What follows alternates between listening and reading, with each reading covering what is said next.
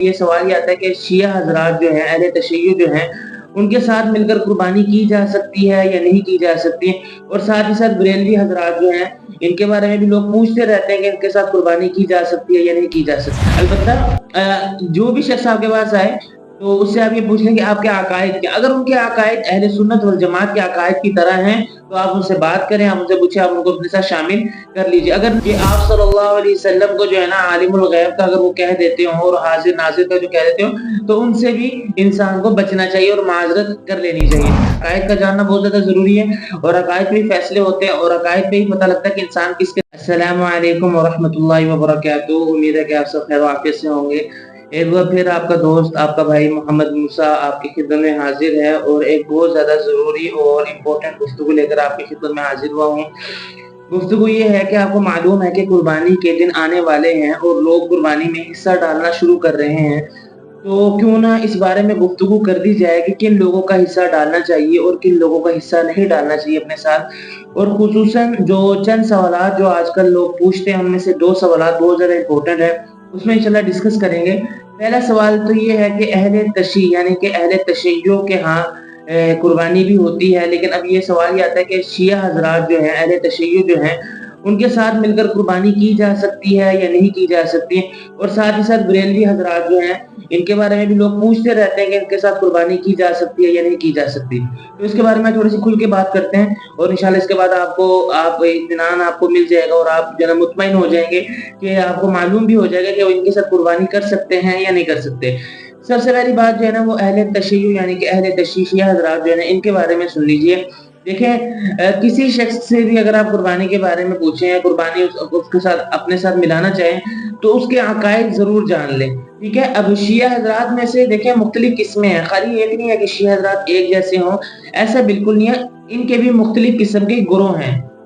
تو عرض یہ کر رہا تھا اگر کسی ایسے حضرات کو شامل کرنا ہو تو ان کے عقائد کو جان لیا جائے کہ ان کے عقائد ٹھیک ہے، یعنی ان سے پوچھ لیا جائے کہ آپ کے فلاں فلاں یعنی کہ آپ کے عشرہ مبشرہ کے بارے میں، حضرات شیخین کے بارے میں، حضرت اماں جان حضرت عائشہ رضی اللہ تعالیٰ عنہ کے بارے میں، تمام حضرات کے بارے میں جو ہے نا آپ کی کیا رائے ہے اور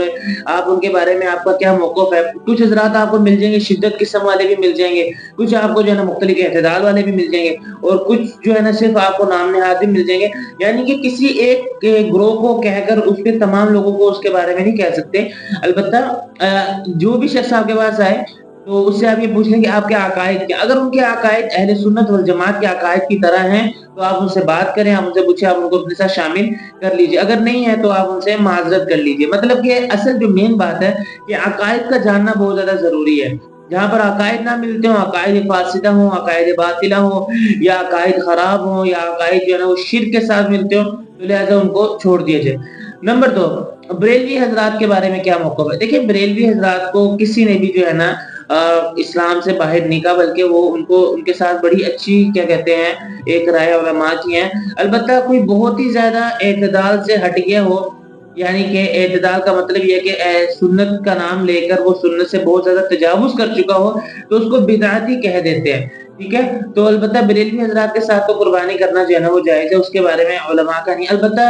ان سے بھی آپ عقائد پوچھ لیں کہ ان کے عقائد کیا، لیکن اگر ان کے بھی عقائد ایسے ہو جو کہ بالکل شرکیہ ہو کہ آپ صلی اللہ علیہ وسلم کو جو ہے نا عالم الغیب کا اگر وہ کہہ دیتے ہوں اور حاضر ناظر کا جو کہہ دیتے ہوں تو ان سے بھی انسان کو بچنا چاہیے اور معذرت کر لینی چاہیے۔ تو لہٰذا مقصد یہ تھا ویڈیو بنانے کا کہ جو بھی بندہ آپ کے پاس آئے تو اس سے جو ہے نا اس کے عقائد کے بارے میں ضرور پوچھ لیا جائے کہ اس کے عقائد کیا ہیں، لہٰذا اگر اس کے عقائد ٹھیک ہیں، عقائد خراب عقائد نہیں ہے، درست عقائد ہے، تو اس کے ساتھ آپ قربانی کر سکتے ہیں، یا اس کو شامل کر سکتے ہیں، یا اس کے ساتھ شامل ہو سکتے ہیں۔ تو لہٰذا یہ چھوٹی سی گفتگو تھی کہ جس میں نے آپ کو بتایا کہ ان حضرات کے ساتھ آپ قربانی کر سکتے ہیں نہیں کر سکتے۔ عقائد کا جاننا بہت زیادہ ضروری ہے، اور عقائد پہ ہی فیصلے ہوتے ہیں، اور عقائد پہ ہی پتہ لگتا ہے کہ انسان کس کے ساتھ ہے۔ تو لہٰذا ان تمام حضرات جو میں نے آپ کے ساتھ گفتگو کی، عقائد کا جاننا جو ہے نا بہت زیادہ